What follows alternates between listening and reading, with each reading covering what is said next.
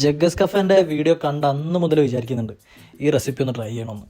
ആദ്യം തന്നെ അവർക്കൊരു നന്ദി, ഇത്രയും നല്ലൊരു റെസിപ്പി പരിചയപ്പെടുത്തി തന്നതിന്. ഇത് മാത്രം നിങ്ങൾ ഒരിക്കലും മിസ് ചെയ്യരുത്. അവസാനം ആ ചട്ടിയിലേക്ക് ഒരു പിടി ചോറിട്ടിട്ട് ഒന്ന് മിക്സ് ചെയ്ത് കഴിച്ചു നോക്കണം. ആ ഒരു ടേസ്റ്റ് വേറെ തന്നെയാണ്.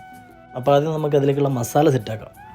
ചെറിയുള്ളി, വെളുത്തുള്ളി, ഇഞ്ചി, തക്കാളി, പെരുംജീരകം, കുരുമുളക്, കറിവേപ്പില, മുളക് പൊടി, മഞ്ഞപ്പൊടി, ഉപ്പ്, ഇത്രയും സാധനം ഇട്ടിട്ട് ഒരു തുള്ളി വെള്ളം പോലും ചേർക്കാതെ ഒന്ന് മിക്സിയിലിട്ട് അരച്ച് ഇതുപോലെ ഇങ്ങനെ എടുക്കണം. എന്നിട്ട് നമ്മൾ കഴുകി വൃത്തിയാക്കി വെച്ച ചെമ്മിന് ആ മസാലയിലേക്ക് ഇട്ട് നന്നായിട്ടൊന്ന് മിക്സ് ചെയ്തതിന് ശേഷം ഒരു 20 മിനിറ്റ് ഒന്ന് മാറ്റി വെക്കണം.